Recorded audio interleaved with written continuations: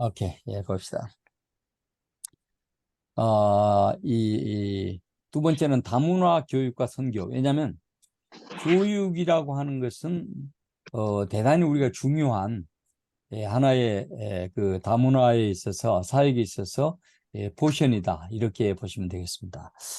왜냐하면 교육을 하지 않고는 사람이 그 변화가 안 되거든요. 변화가 될 수 없습니다. 그러니까 우리가 다문화인들도 결과적으로 커뮤니케이션을 통해서 교육을 해야 되는데, 우리가 교육은 전략적으로 보면 아주 다양하게 있다, 이렇게도 이제 보시면 되겠습니다. 여러분들이 뭐 잘 아시다시피 그 뭡니까, 이 한국어도 중요한 교육의 전략 가운데 하나예요. 쉽게 말하자면, 물론 나중에도 이야기가 되겠습니다. 그래서 이제 교육이라고 하는 것이 어떤 의미를 가지고 있는가 하는 것을 우리가 이제 처음에 보고요. 보겠습니다. 그래서 첫째는 다문화 교육인데, 그 교육이라고 하는 것은 사람이 선천적으로 가지고 있는 가능성과 능력을 이끌어서 잘 키워주는 것이 무엇이다? 교육이다. 그렇게 보시면 되겠습니다. 그러니까 선천적으로 사람들이 다들 뭐 가지고 있는 기능이 있어요.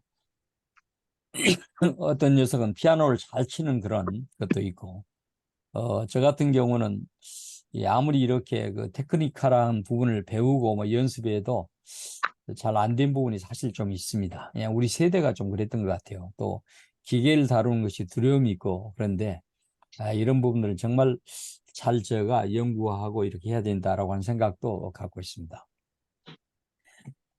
그래서 이제 그러나 다문화 이주 여성들에 대한 이런 교육은 보편적인 교육의 실시로는 부족한 경우가 있습니다. 그러니까 우리가 보편, 이 말은 의미는 뭐냐면, 우리가 내국인들에 대해서 교육을 한다 할 때는 사실은 그냥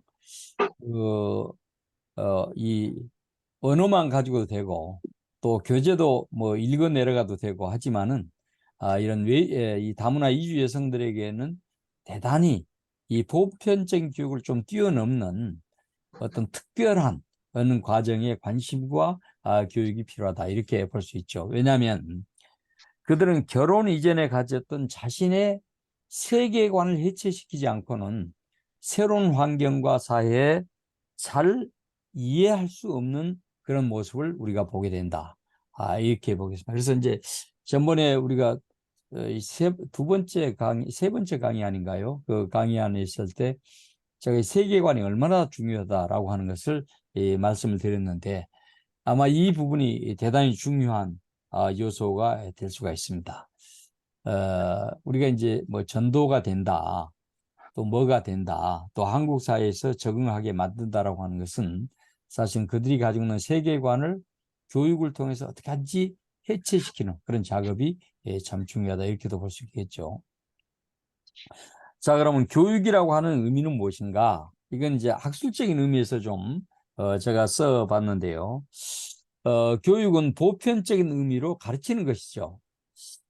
그래서 이제 가르치다라고 하는 말은 여러 가지 의미가 있겠지만, 가리키다라고 하는 말로 동의어로 생각해 볼 수 있다라고 하는 거죠. 즉 말하자면 더 나가서 가리키는 일은 가리는 일이며, 또한 뭐죠?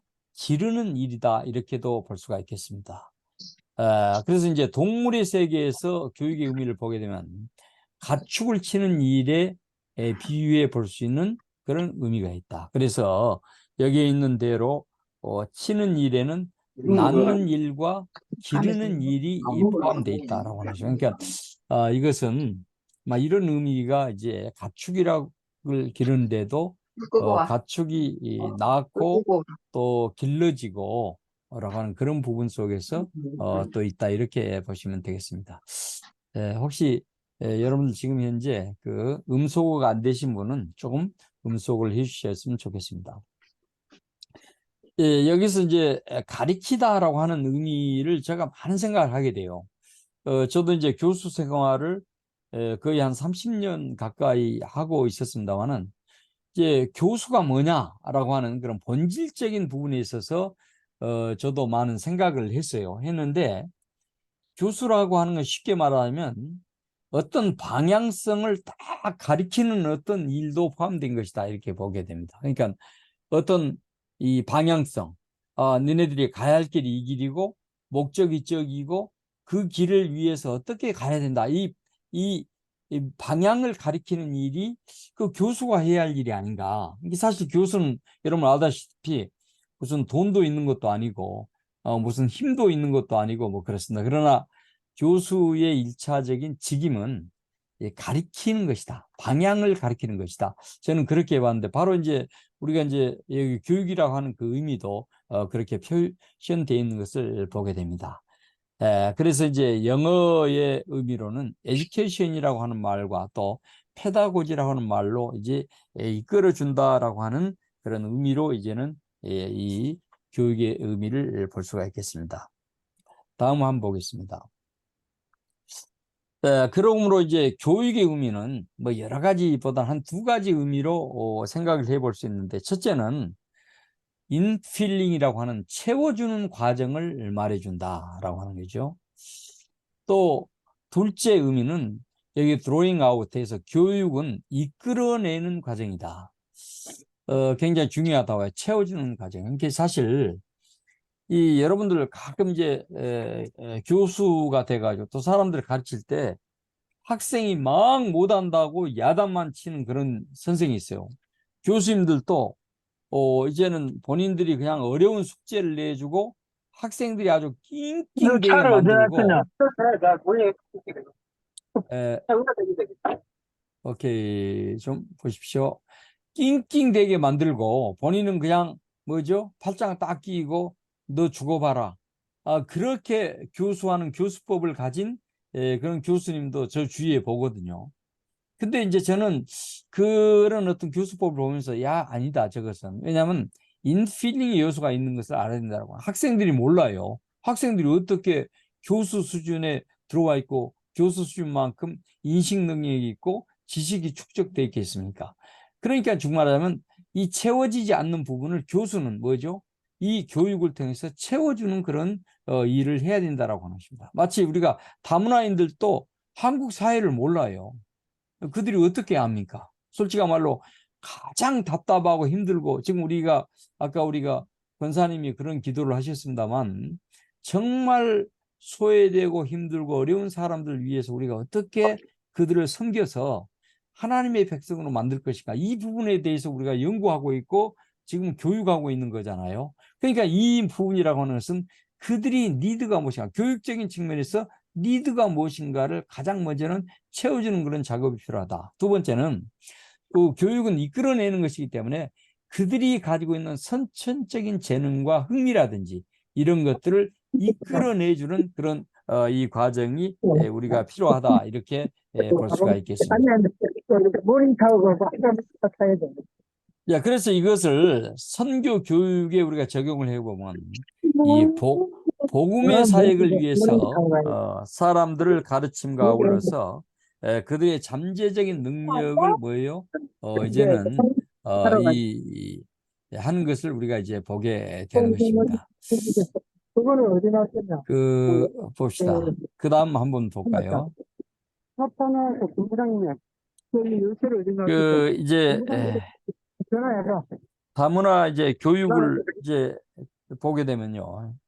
이제 홍문표라고 하는 이분은 이 다문화 교육에서 이런 이야기를 하고 있어요. 첫째는 외국의 노동자 혹은 다문화 가정의 자녀 교육 실태를 파악하고 이들 자녀들이 겪고 있는 어려움을 도와주는 교육이다.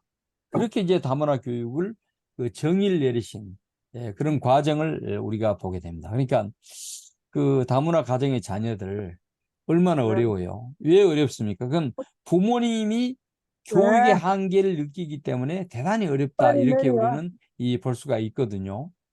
그런 부분입니다. 두 번째는 네. 뭐냐면 다문화의 관점을 통해서 우리 사회와 학교, 특히 교육 과정을 비판적인 차원에서 검토하고 연구하는 것이다.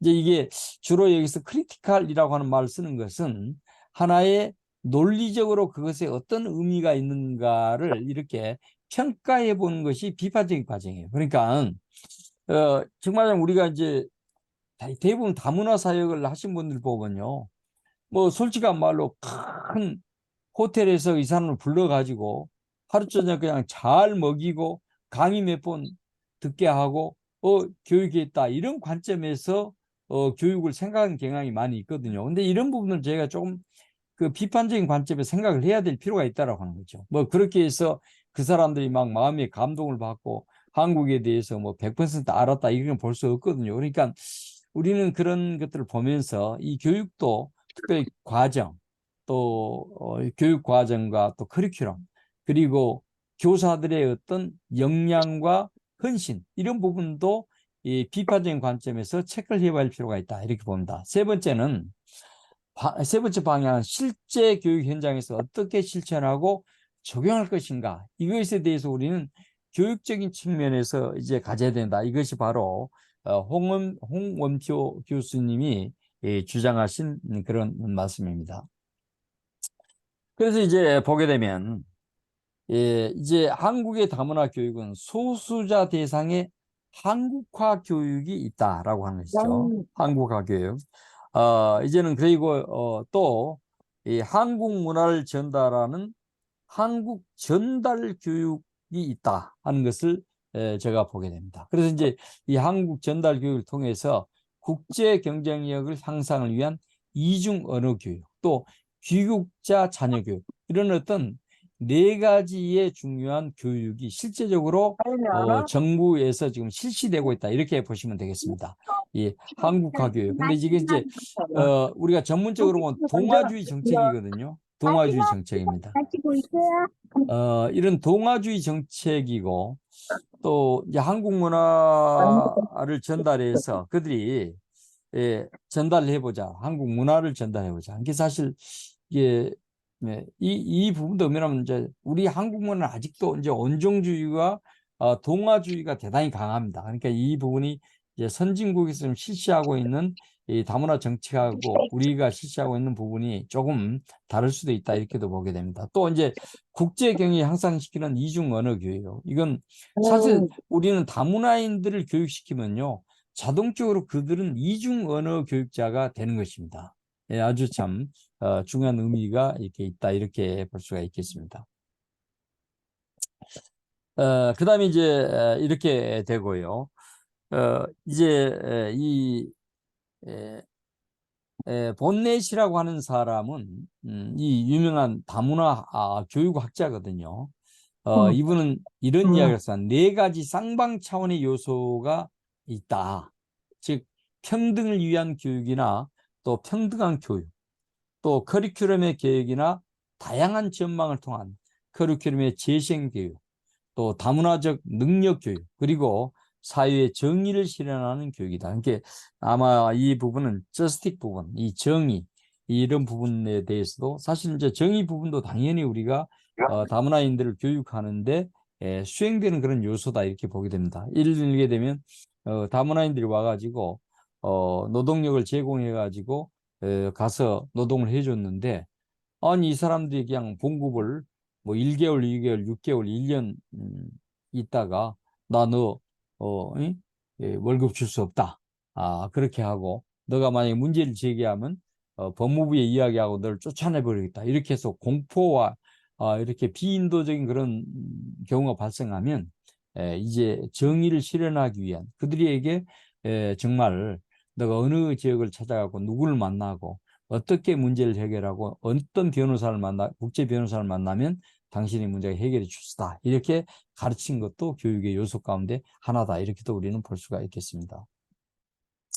자, 그러면 지금부터 이제는 실행적인 측면에서 이 다문화인들의 가족을 위해서 한국 정부가 도대체 어떤 교육을 실시하고 있는가. 물론 이제 아마 제가 글을 쓰고 또 학회에 글을 냈을 때는 조금 시간이 오래된 그런 부분이 있거든요. 그렇지만은 하여튼 대부분 아마 여기에 큰 범주는 어긋나지 않을 것이라는 생각을 갖게 되는데요. 첫째는 보면 이제는 법무부의 소위 말해서 사회통합교육을 우리가 볼 수가 있습니다. 이것은 이제 그 엄밀하게 말하면 이거 이명박 대통령부터 이렇게 사회통합이라고 하는 말이 굉장히 나온 거예요. 그냥 그들을 우리 사회에 있어서 좀 통합을 해가지고 하자. 그래가지고 이제 이 사회통합 교육을 위해서 강사 양성을 개설을 했습니다. 개설을 했어요. 정부가 법무부에서 개설했죠. 또 한국어 교사 양성 과정이라든지 또 이런 다양한 그 프로그램 이런 것들을 통해서 결과적으로 사회 통합을 이루는 데 있어서 어떤 교육이 필요한가 이렇게 하고 이제 전국의 그 대학을 설정했어요. 그래서 그 대학들이 ABT 대학이라고 하는 것입니다. 액티브 브레인 타워라고 하는 이런 이니셜 ABT죠. ABT 대학을 법무부에서 설정했는데 대체적으로 여기 안양만 보더라도 그 성결대가 그러고 또 어디입니까? 저쪽에 서울에는 어디입니까? 숭실대. 또 그리고 이제 전라도 같은 경우는 전북은 전주대학교. 그리고 이제 광주는 제가 조선대로 알고 있거든요. 그러니까 예를 들면 이런 대학에 이런 과정을 개설해서 결국 사회 통합을 위해서 뭡니까 우리가 인재를 양성한 그런 어떤 과정이 있었습니다. 참고로 말씀드리면 다음 주부터 한 3주간 강의할 우리 김미영 박사도 바로 이 사회 통합 교육을 성결대에서 받고 강사가 되어서 이제 많이 활동했던 그런 어떤 그 경우를 볼 수가 있겠습니다. 두 번째는 이제 보건복지부가 가지고 있는 배우자 교육이 있습니다. 그러니까 이 배우자라고 하는 것은 한국에서 예를 들면 캄보디아 배우자를 이렇게 한다 이렇게 생각할 때 이 배우자를 데려오는 과정이에요. 그러기 위해서 데려오는 과정에서 자기가 가져야 할 이유가 무엇인가? 그래서 이제는 이 예비 배우자 교육 및 예비 배우자 교육을 하는데 여기 보면 이제 여러분 저 책에 뭐 자세하게 나와 있습니다. 예를 들면 회기가 이제 한 6회기 정도 이렇게 나눠져 있어 가지고 아주 뭐 자기소개에서부터 다문화 가정과 문화 이해 또 건강한 성생활의 문제 또 이런 거라든지 또 멋진 남편으로 이제 만들기 이런 있는데 아마 이런 것은 수강을 하신 사람들은 그래도 많이 대단히 이 발전할 수 있다라고 하는 것을 이제 보게 됩니다. 그리고 이제 이 콜릭이라고 하는 말은 다문화 교육에 5가지 목표가 있다. 그렇게 이제 이야기를 해요. 첫째는 뭐냐면 문화적 다양성의 장점과 그 가치에 대한 증진의 요소가 있다. 그렇습니다. 이게 우리가 다문화인들 하면 우리 한국에는 아직까지도 저번에도 이야기했지만 우리가 문화의 어떤 모노컬처십이 있잖아요. 단일 문화의 그것이 대단히 강하단 말이에요. 강하다 보니까 이제는 타문화인들이라든지 비하하고 특별히 이제 다문화인들 보게 되면 그냥 이 한국에서는 존재하면 안 될 사람들로 이렇게 보이고 그렇게 하대하고 그런 경우를 봅니다. 그러나 이제는 이 다문화 강의를 처음에 딱 열면서 21세기라고 하는 글로벌리제이션이라고 했잖아요. 지구촌 시대가 됐기 때문에 이제는 우리가 다문화인들하고 당연히 같이 섞여 살 수밖에 없는 이것이 이미 우리 속에 돼 있다. 이렇게 보시면 되겠습니다. 그래서 이제 이게 한 5가지를 쭉 이야기를 하고 있는데요. 이것은 여러분들이 한번 참조해 주시고 읽어 주시면 되겠습니다. 좀 시간을 전략하기 위해서 하고요. 이제 세 번째는 여성부의 국제 결혼의 사전교육. 아까도 뭐 그런 이야기를 했습니다만은 이제 이 결혼 전 예비 신랑을 대상으로 실시하고 있다. 예를 들면 결혼 전에 이것만은 꼭 알아두세요. 뭐 이런 서적이 있습니다. 지금 여러분들이 뭐 시중에도 있고 저희 사무실에 한번 나오시면 제가 뭐 이런 자료들을 뭐 뭐 다 드릴 수는 없어요. 그러나 우리 사무실에 복사기도 있고 그러니까 오시면 저 복사해서 가셔서 쓰셔서 여러분들 활용을 하면 굉장히 좋은 그런 자료들입니다. 그래서 이제 이런 왜냐하면 제가 자료가 하나 정도밖에 없어요. 자료가. 그러니까 제가 여러분들이 와서 달라 그러면 가져가 버리면 저는 완전히 저 미천이 다 도망가거든요. 그러니까 여러분들이 오셔서 이 복사를 해 가시고 이런 부분들은 굉장히 잘 돼 있습니다. 왜냐하면 정부에서 나름대로 그 여러 학자들 또 다문화 전문가들 또이 복지 교수들 또 상담 교수들 또 국제 정치에 관계한 그런 학자들 이런 분들이 다 이제 모아서 하나의 그 교재를 만들기 때문에 굉장히 좋은 교재이기 때문에 여러분들이 이 활용을 해서 다문화인들이 생각해야 합니다. 오늘 여기에 오신 그 우리 이선 목사님이신가요? 사실 나중에 소개를 하겠습니다만 이 목사님도 그 제가 듣기로는 화성에 이제 교회를 열심히 지금 현재 개척하셔서 개척인지 하여튼 오래되셨는지 모르겠지만 하여튼 사역을 하시는데 다문화인들 주위에 너무 많더라라고 하는 거죠. 근데 이제 어떻게 해야 될 줄 잘 모르시겠다. 그래가지고 여기에 그 우리가 수강하신 어느 이 목사님이 소개를 해줘가지고 저기 여의도 순복음교회 국제사역국에 전화를 거셔가지고 이제 저에게 제가 사무실에 앉았는데 전화가 오셨어요. 그래서 제가 사실은 우리가 이미 일기생은 다 이제 중간도 훨씬 넘었는데 이렇게 다음에 강의를 들으십시오 했더니 급해서 안 된다고 그래서 이번에 꼭 넣어달라 그래가지고 지금 아마 오늘 강의를 들으시고 있습니다만은 왜 그러냐 그러면 사실 이렇습니다. 우리가 다문화인들 그냥 우리하고 다르기 때문에 첫째는 전통적인 문화, 우리 한국 문화 사람들 내가 어떻게 다뤄야 된다, 어떻게 해야 된다 이런 것은 다 이미 전 이해가 돼서 그냥 밀고 나가면 되지만 문화가 다르고 언어가 다르고 세계관이 다르고 또 그리고 행동이 다르고 가치 체계가 다르고 이런 다문화인들을 만나게 되면 굉장히 당황하기 쉽다라고 하는 것입니다. 그렇기 때문에 이런 부분을 가능한 우리가 많은 자료를 통해서 우리가 이 교육을 실시하고 해야 되겠다라고 하는 생각을 갖게 됩니다. 그다음에 이제 정부라든지 또 관변 단체가 아니라 이제는 또 이제 민간 단체 교육을 쭉 보게 되면 몇 가지를 보게 됩니다. 이 민간 단체들이 실시하고 있는 요소들이 무엇인가 이제 보게 되면요. 가장 먼저는 한국어 교육입니다. 한국어 교육. 한국어 교육이 이 언어가 돼야 되거든요. 한국어 교육. 사실 그래서 물론 한국어 교육을 우리가 보면 당연하게 정부에 관계하고 있는 이 다문화 센터라든지 또 예를 들게 되면 뭐 학원이라든지 또 그 밖에 뭐 여러 또 하지만은 또 이런 뭐냐면 한국어학 교육은 적어도 뭡니까 민간 단체에서 활용해서 하는 것을 아주 보게 됩니다. 그래서 이제 우리가 이제 뭐 한국 사람들이 한국어를 뭐죠 못 가르칠 사람이 누가 있겠습니까만 그래도 이제 그들에게 권위를 주기 위해서 나는 이런 너네들을 가르치기 위해서 나는 어떤 이 자격을 가지고 있다.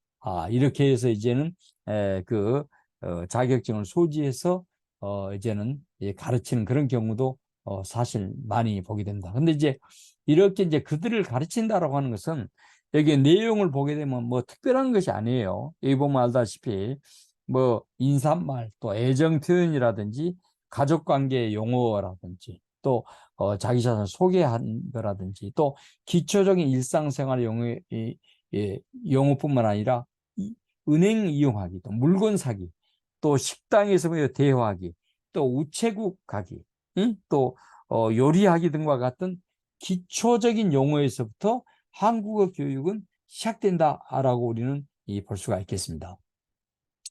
그래서 이제 이거 좀 다른 이야기입니다만 사실 저는 제가 인지했기 때문에 이 다문화 사역을 제가 약 한 15년 거의 20년 가까이 됐네요. 이제 시작하면서 저는 성교학 교수니까 다문화하고 바로 연결되거든요. 그래서 이제 이제 제가 이 기관을 만들고 우리 세계 다문화 진흥원이라고 하는 기관을 만들고 이 기관 속에 하부 기관으로 뭘 만드냐면 세계로 원격 평생 교육을 만들고 이 원격 평생 교육을 통해서 한국어 3급 과정을 저희가 이 국립국어원으로부터 이 인가를 받은 것이에요. 받아가지고 지금까지 뭐 선교사님도 그렇고 한국어를 가르치는 많은 분들이 그 과정을 통해서 공부하셔가지고 이제 그 수료증을 가지고 가서 사실 이제는 그 뭡니까 이그 사역지에 걸어놓고 이제는 한국어를 가르치는데 뭐 이 미얀마라든지 외국의 경우에는 미얀마라든지 이런 데는 엄청나게 한국어를 배우기 위해서 밀려 들어오는 그런 현상을 우리가 보게 됩니다. 뭐 이스라엘도 마찬가지고요. 또 캄보디아 더 말할 필요 없습니다. 뭐 네팔 같은 경우는 거의 뭐 한 6만 명이 한국어를 배우기 위해서 줄이 서 있을 만큼 그렇습니다. 그래서 이제 이런 것들을 이제 우리 선교사님들이라든지 또 한국어를 국내에서 가르치는 이분들에게 대해서 이게 필요하다. 왜냐하면 물론 이제 120시간 교육을 받는 수료증이긴 하지만은 그러나 이것이 굉장히 유용하게 쓰인 것을 많이 봤습니다. 그래서 혹시 여러분들도 이런 것이 필요하시면 저에게 연락 주시면 제가 자세하게 안내를 해드리도록 하겠습니다. 두 번째 이제 교육은 자녀 교육이죠. 자녀 교육. 이제 자녀 교육은 뭐냐? 아까도 이야기했습니다만은 이제 한국은요 다문화 자녀가 대단히 급증한다. 이건 통계적이에요. 왜냐하면 그 여기 보면 나와 있습니다. 여기 통계가 같은 기간에 2011년부터 2050년 이제 추정합니다만은 2011년 때는 다문화 자녀가 10만여 명이지만은 이제는 2050년에 가게 되면 98만 거의 100만 명이 된다라고 하죠. 그러니까 이것이 엄청나게 다문화 자녀들이 앞으로는 폭증이 된다 이렇게 볼 수 있습니다. 이미 그런 현상들이 지금 나타나고 있잖아요. 지금 현재 우리 조암에서 오신 우리 8분의 그 수강자 목사님들과 전도사님들은 이미 교회를 통해서 이것이 이미 실증된 것이잖아요. 그렇잖아요.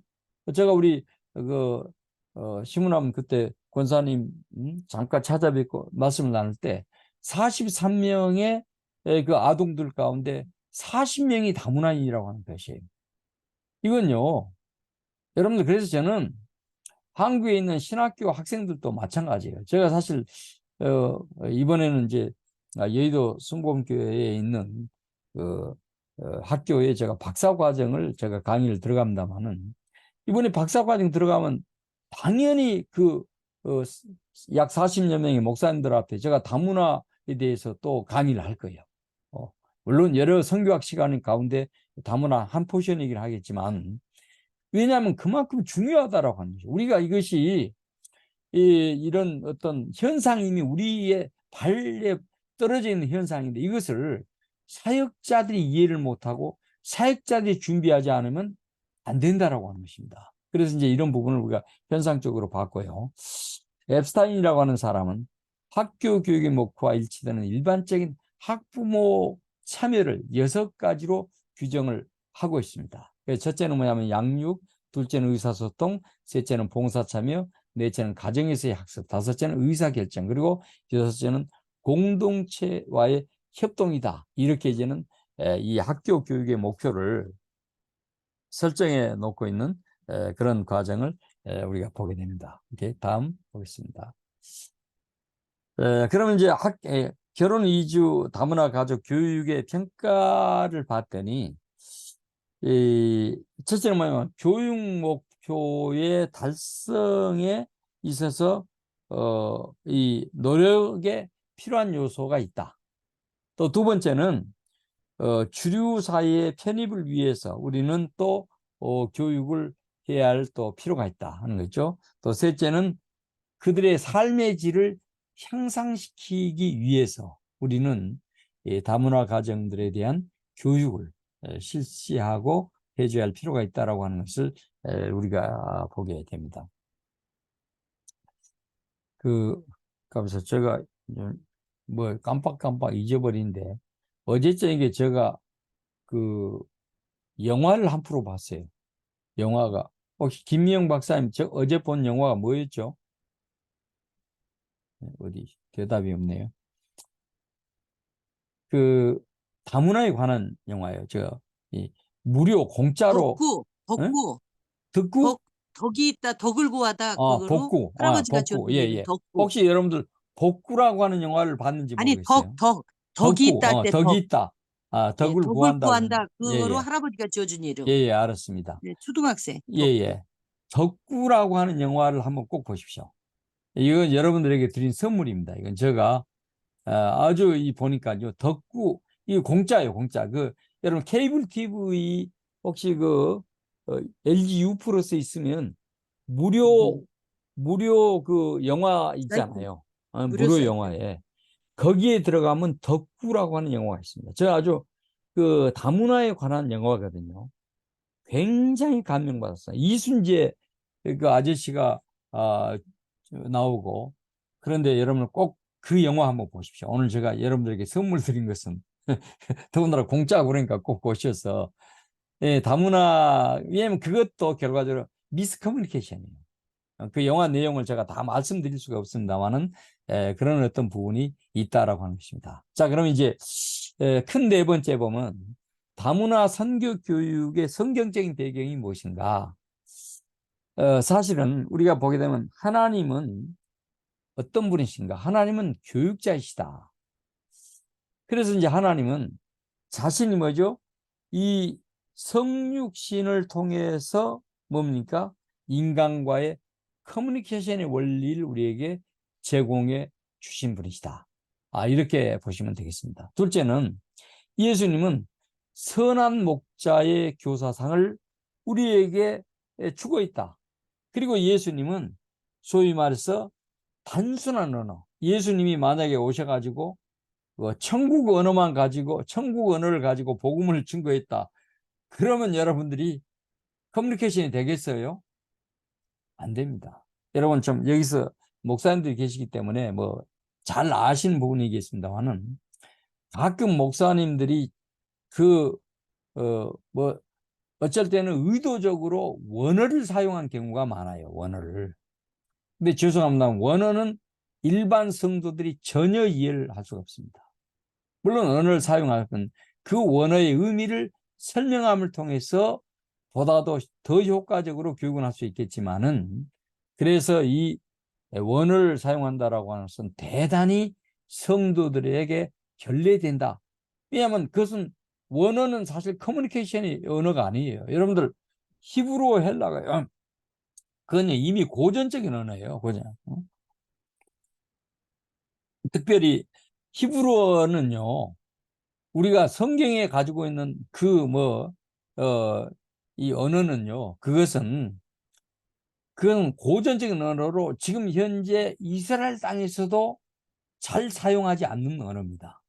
자, 그 언어를 갖다가 그냥, 막 해버리면 이것은 커뮤니케이션이 되지 못한 언어일 수가 있다. 저는 그렇게 봐서, 이제 그런 의미에 있어서 여러분들 이것을 리마인딩 시켜드립니다. 자, 셋째는 예수님은 이 성경 속에서는 도제식 교육이었는데 소위 말해서 우리는 바울의 사역을 통해서 우리가 이제 볼 수 있다라고 하죠. 예를 들게 되면 우리가 잘 알다시피 이 바울은 누구의 제자입니까? 가말리엘이라고 하는 당대 아주 유명한 사실 여러분들이 이스라엘 가시면 한번 볼 필요가 있어요. 여러분들이 볼 필요가 뭐냐면 이스라엘의 그 교육 시스템을 한번 볼 필요가 있습니다. 그 이스라엘 교육 시스템은 철저하게 도제식 교육입니다. 도제식.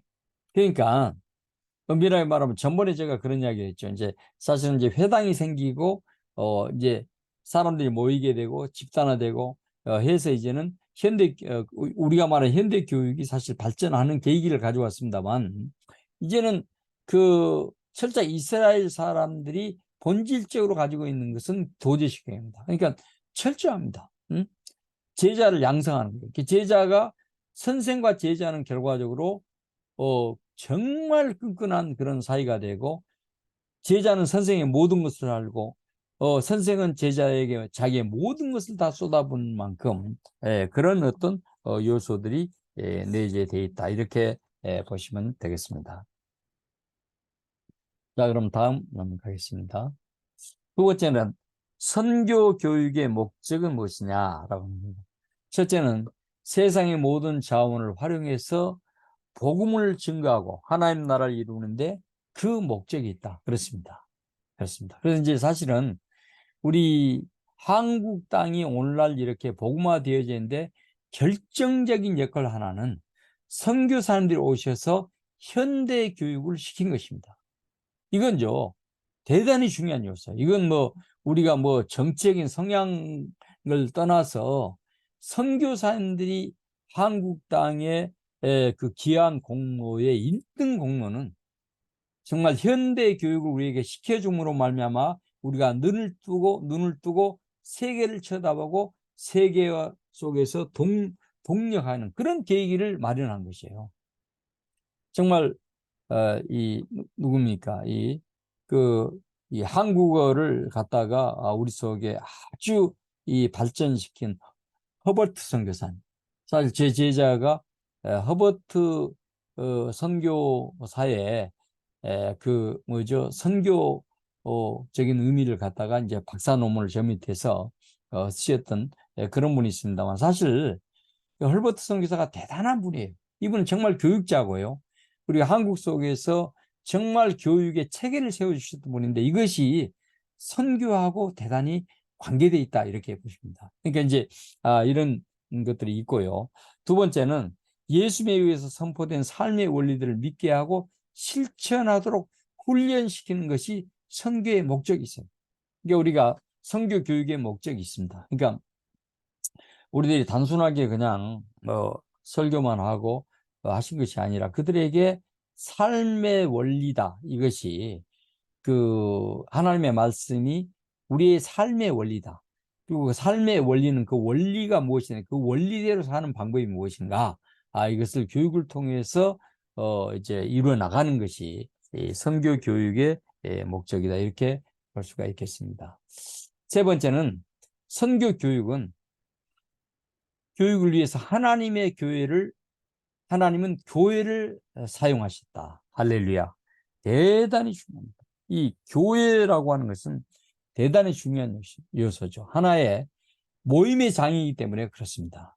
이게 소위 말해서 이 하나님의 백성으로서 하늘나라 문화 양식을 지원하는 또 이런 요소를 가지고 있고 또 그래서 교회는 다른 말로 말하면 선교 훈련장이다 이런 말을 우리가 듣게 되는데 아마 이 말은 누구도 다 동의하는 그런 귀한 이 말줄로 믿습니다. 그러니까 교회는 다른 말로 말하면 교육을 시켜가지고 무엇을 교육해서 다른 사람의 복음으로 뭐죠? 변화시키는 이한 지도자를 양성하고 훈련시키는 선교 훈련장이다. 이 교육의 의미에서 그걸 우리가 찾아보는 것도 대단히 중요한 요소다. 이렇게 보시면 되겠습니다. 자, 그러면 이제 큰 다섯 번째 가겠습니다. 결혼 이주의 다문화 선교 교육을 보게 되면 다문화인들이 이제는 이 한국에 적응하기 위한 교육기관을 부디 선교적인 측면에서 선교교육의 의미에서 찾아보면 한 세 가지를 볼 수 있는데 첫째는 뭐예요? 교회다라고 교회. 교회다. 교회가 대단히 중요하죠. 이 교회는 사실은 에듀케이션 역할을 우리가 철저하게 해야 할 필요가 있다. 그리고 이제 두 번째는 선교교육의 요소로서 아카데미라고 하는 학교가 의미했습니다. 예, 기독교계 학교. 또 요즘 우리가 소위 말하면 기독교 대안학교 뭐 이런 것들도 선교 교육 기관이다 이렇게 보고 해서 세 번째는 가정에서의 교육인데 이것은 소위 말해서 그 통전적으로 교육을 시키는 어떤 이런 요소가 기독교 교육 속에 포함되어 있다 이렇게 볼 수가 있겠습니다. 자, 그러면 이 세 가지를 더 이제 확대해서 보게 되면요. 첫째는 교회 공동체를 통한 신앙 교육을 우리가 잘 시켜야 되겠다라고 하는 것을 보게 됩니다. 그래서 이제 신앙 공동체인 교회는 탈인습적 교육을 감당하는 기관으로서 자리 잡을 수 있다. 이렇게 보게 됩니다. 그래서 이제 교회 공동체는 신앙 안에서 뭐죠? 주류 사회와 인종과 비주류 사회를 차별을 극복하는 그런 기구가 될 필요성이 있다. 이렇게 보게 됩니다. 그래서 다문화 교육의 필요성 가운데 하나는 인간 상호 간의 평화를 수립하는 것도 대단히 중요한 신앙 교육의 요소가 된다라고 하는 것을 보게 됩니다. 즉 말하자 이것은 이제 어떤 신학적인 성향을 떠나서 교회 신앙 교육이라고 하는 것은 이 땅 위에서 모든 계층을 초월하고 또 빈부격차를 초월하고 또 인종을 초월하는 샬롬의 역할을 감당하는 그런 것이 바로 교회 공동체를 통한 신앙 교육의 요소다. 이렇게 봐도 틀린 말은 아닐 것이다. 이렇게 보게 됩니다. 두 번째는 이제 다문화 기독 아카데미를 통한 문화 갈등 해소의 교육을 이제 보자라고 하는 것이죠. 그래서 이제 이 기독 아카데미, 그러니까 이제 뭐 우리가 뭐 대안학교라든지 또 어떤 소수 어떤 교육기관이라든지 가장 중요한 것은 이 문화 갈등, 특별하게 다문화인들과 우리와의 문화 갈등이 심하잖아요. 그런 것들을 우리가 이제 해소시켜 보자라고 하는 것을 보게 됩니다. 그래서 그 뭐 여기에 보면 여러 가지 과목들도 뭐 나와 있습니다. 이런 것들을 여러분들이 참조해 주시고 이제 갈등 해소를 위해서 노력해야 되겠다. 그래서 이제 이런 그 문화 갈등의 해소와 또 교육을 위해서 이 제가 지금 오늘도 좀 헷갈려가지고 저도 좀 당황했습니다만은 이 줌이나 또 사이버 같은 이런 것들 굉장히 많아요. 제가 줌 이렇게 강의를 해보니까요. 정말 우리가 문명의 이기라는 생각이 들어요. 왜냐하면 여러분들이 서울에 한번 모입시다. 이렇게 모여서 강의하십시오. 12주 동안 강의 들으십시오. 그러면 아마 여기 아무도 올 사람이 없을 거예요. 그러나 우리가 줌이라고 하는 문명의 이기를 통해서 우리가 마치 대면 강의처럼 이렇게 할 수 있는 것이 얼마나 감사한지 알 수 없습니다. 그래서 여러분들도 아마 여러분들은 뭐 저보다 훨씬 잘 하시겠지만은 아마 여러분들도 주위에 있는 다문화인들, 특별히 다문화인들은 밖으로 신랑들이 내보내지 않아요. 여러 가지 의미가 있습니다. 왜냐하면 내보냈다가는 혹시 자기 부인이 바람나가지고 가정이 깨질까 이런 두려움도 있어요. 내보내지 않아요. 그렇기 때문에 이 줌 같은 걸 활용해서 이렇게 정규 시간을 정해놓고 한국어를 가르친다든지 사회의 어떤 관습을 가르친다든지 나름대로 커리큘럼을 만들어 놓고 이렇게 교육하는 것도 대단히 중요한 하나의 전략이다. 우리는 이렇게 볼 수가 있겠습니다. 세 번째는 이제 뭡니까? 부부 교육을 통한 성경적 삶의 질을 향상시키는 것이 중요하다. 사실 이 말은 이 다문화인들 교육할 때 항상 우리 한국에 오는 외국 결혼 이주 여성만 그냥 막 하는 것이 아니라 가능하면 부부를 함께 앉혀놓고 교육을 시켜야 할 필요가 있다. 물론 이제 특수하게 한국 교육이라든지 이런 것들은 뭐 분리를 할 수도 있지만은 특별하게 신앙 교육이라든지 또 한국의 어떤 제도적인 거라든지 또 한국 문화라든지 이런 부분 또 이제 한국 문화를 가르칠 때 또 상대방 문화 이 문화를 또 한국에 있는 신랑이 이해할 수 있도록 그 신부에게 기회를 줬어. 나는 이런 문화는 이렇게 된다. 그래서 이런 문화적인 행동을 할 때 당신은 이 문화가 오해가 없이 받아들여라. 뭐 이렇게 이제는 커뮤니케이션을 통해서 어떤 삶의 질을 향상시키는 그런 어떤 과정의 교육이 대단히 중요하다. 이렇게도 볼 수가 있겠습니다. 네 번째는 다문화 자녀의 교회 교육을 통한 수강 능력을 향상시키자. 이 전략은 뭐냐면 우리가 이제 이 교회는 굉장히 유용해요. 왜냐하면 강의실이 많잖아요. 강의실이 많습니다. 물론 이제 이 말은 뭐냐면 주일날 당연하게 대예배 당해서 예배를 드려야 되지만 사실 우리가 평일 때는 어떤 교육기관으로서 교회가 얼마든지 활용이 될 수 있다라고 하는 것입니다. 그래서 우리가 이제 특별히 다문화 자녀들이 대부분 이제 다문화 자녀들 우리가 이렇게 말했을 때 한국에서의 계층별로 보면 좀 로스트럭치란 말이에요. 좀 그 돈도 조금 없고 또 생활도 조금 이 빈약한 어떤 이런 대부분의 이런 분들이 많잖아요. 그렇기 때문에 이런 분들이 학교 수업을 제대로 따라가지 못합니다. 따라가죠. 그렇기 때문에 이 학교 수업을 따라갈 수 있도록 만약에 우리가 교육을 해준다 하면 어떤 다문화인들이라도 어떤 다문화 가정들도 거기에 앞에 감동하지 않을 그런 부모는 저는 없다고 봐요. 이게 우리가 그런 부분 속에 전략을 가지고 사실 솔직히 말하면 다문화 가정 가운데 예수 믿지 않은 한 가정을 우리가 교회로 온전하게 인도할 수 있다고 하게 되면 그건 뭐 상상할 수 없는 교회 성장에 도움이 된다. 저는 분명하게 그렇게 말씀드릴 수 있거든요. 그러니까 아마 이런 부분도 우리가 전략적으로 가져가야 할 필요가 있다. 그래서 이 교육을, 자녀 교육을 좀 해야 할 필요가 있다. 이런 생각을 또 갖게 됩니다. 그래서 또 이제 연속해서 보면 다문화 자녀의 교육 교육을 통한 수강률 향상인데 문제점이 지속적으로 나타나면 다문화 사회에서 새로운 소외 계층이 형성된다. 자, 이 말은 문제는 뭐냐면 다문화 자녀들이 아주 그 문제를 많이 일으킨다라고 하는 것이 정말 학교에 가보면 많이 합니다. 사실 근데 요즘은 이제 다문화 자녀들보다는 더 심각한 문제들이 뭐예요? 요즘 자녀들이 또 정신적으로 어려움이 있어가지고 이제는 이 수업에 따라가지 못하게 되고 또 이제 그것이 알고 보면 이제 사실 부모님들의 원인이 가장 많거든요.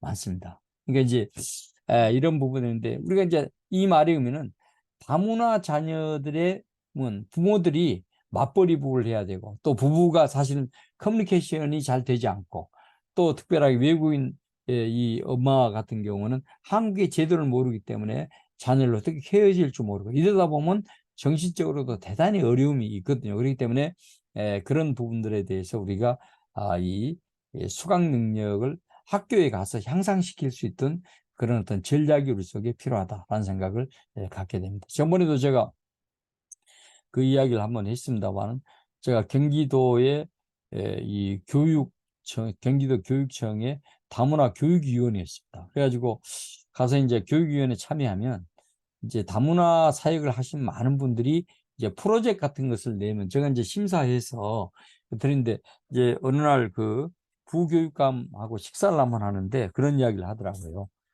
다문화 자녀들이 학교 수업 능력이 대단히 어렵습니다. 그래서 우리도 그 문제 때문에 대단히 고민을 하고 있습니다. 그래서 제가 이제 그때는 그 교육감님 그런 이야기 했죠. 교육감님, 이것은 어떤 이 다문화에 대한 전 이해가 없는 선생은 이거 절대 케어할 수가 없습니다. 그렇기 때문에 적어도 한 학교에 한 명은 다문화 이 학생을 전담적으로 상담하고 케어하고 문제가 있을 때 해결해 나가는 그런 어떤 선생님을 두셔야 됩니다.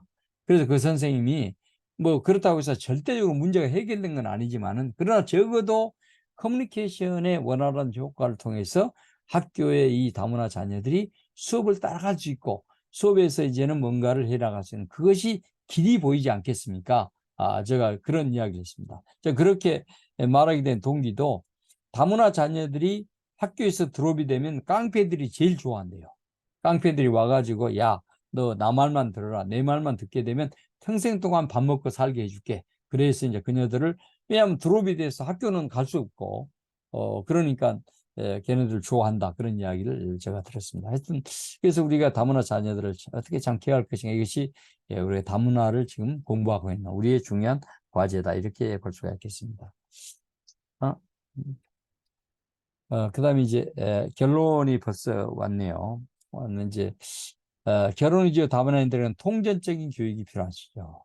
그러니까 이제 통전적 교육이라는 것이 우리가 뭐 단순하게 뭐 그냥 이론적인 강의뿐만 아니라 어떤 삶의 실제적인 부분, 또 한국에 적응하는 데 있어서 이런 모든 부분을 우리가 이제 해줘야 할 필요가 있다. 바로 그것이 뭐냐면 우리가 이 시간에 공부한 중요한 그런 내용이다. 이렇게 보시면 되겠습니다. 자, 오늘 여기까지 제가 강의를 마치도록 하겠습니다. 혹시 좋은 이야기를 또 본인의 어떤 이 경험